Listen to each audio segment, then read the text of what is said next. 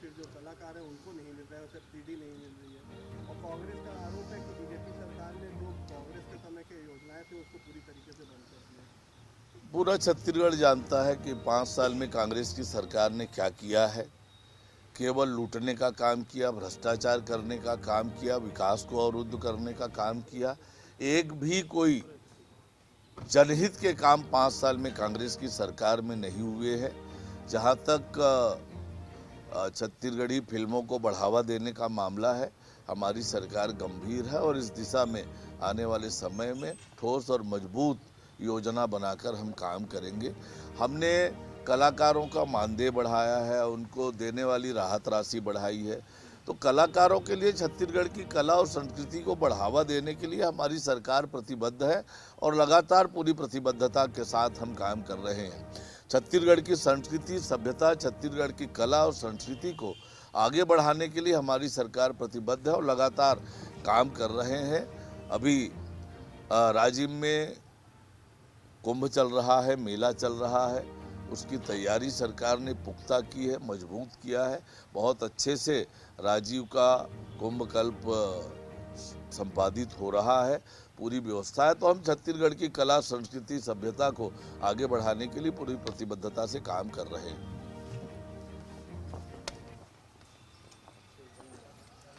और सरकार विभिन्न मुद्दों पर देने का सरकार को प्रयास करेगी, लॉ एंड ऑर्डर को लेकर के, अन्य मुद्दों को लेकर। सरकार हर प्रश्न का उत्तर देने के लिए तैयार है, हर विषय पर चर्चा के लिए तैयार है। सरकार की अपनी तैयारी है और जहां तक कांग्रेस के पास मुद्दों का प्रश्न है, कांग्रेस मुद्दा विहीन है। कानून व्यवस्था की ये बात करते हैं, लेकिन लगातार जो बड़े मामले हुए हैं, प्रदेश की जनता देख रही कि उसके पीछे किसका हाथ है, कौन लोग इसके पीछे थे, ये जनता बखूबी जानती है। कांग्रेस की नीयत सबको पता है। राज्य में कानून व्यवस्था की स्थिति खराब करने की नीयत तो कांग्रेस पार्टी की है। सत्ता में रहते हुए वही उन्होंने किया और सत्ता से बाहर होने के बावजूद वही कर रहे हैं। पर यह विष्णु का सुशासन है। जिस प्रकार से रायपुर की डकैती की घटना इतना जल्दी सॉल्व कर लिया पुलिस ने, पूरी ताकत लगाकर, पूरी मेहनत करके, तो जो घटनाएं हो रही है, घटनाओं पर त्वरित रूप से ठोस और मजबूत कार्यवाही हो रही है। कोई भी अपराधी, कितना बड़ा भी कोई ना हो, कोई भी हो, वो बख्शा नहीं जाएगा और राज्य में कानून व्यवस्था को हाथ में लेने किसी को भी नहीं दिया जाएगा। छत्तीसगढ़ में 2021 को फिल्म उद्योग नीति छत्तीसगढ़ कि जहाँ तक परिसीमन की बात है, परिसीमन को लेकर अनेक याचिकाएं माननीय उच्च न्यायालय में लगी थी। सारी याचिकाएं निरस्त हुई। परिसीमन जो नगरीय निकायों के हुए वो पूरी तरह से नियमानुसार हुए और इसलिए परिसीमन में किसी तरह की कोई गड़बड़ी नहीं हुई है। कांग्रेस पार्टी लगातार बहाने कर रही है, हार के बहाने ढूंढ रही है और सबको मालूम है कि ये ईवीएम पर ठिकरा फोड़ने की भूमिका बना चुके हैं, बना रहे हैं। क्योंकि कांग्रेस पार्टी को पता है नगरीय निकायों की 5 साल जैसी उन्होंने दुर्दशा की तो शहर की जनता उनके पक्ष में खड़ी नहीं होगी। ये परिणाम तो जैसे विधानसभा का आया, लोकसभा का आया, रायपुर दक्षिण के उपचुनाव का आया, उससे भी बेहतर परिणाम ये नगरीय निकाय के चुनाव जो 173 निकायों में हो रहा है वो आएगा। जहां तक महिलाओं के मतदान प्रतिशत कम होने की बात है तो ये बहुत व्यापक रूप से विचार करने का विषय है। पर ये सभी जगह हुआ है ऐसा नहीं है।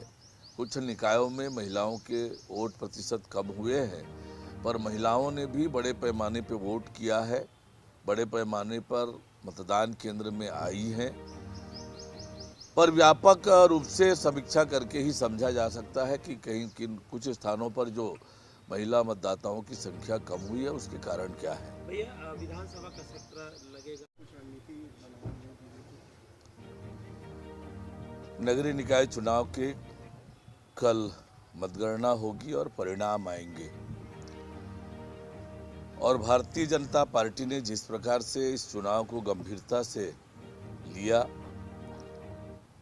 अटल विश्वास पत्र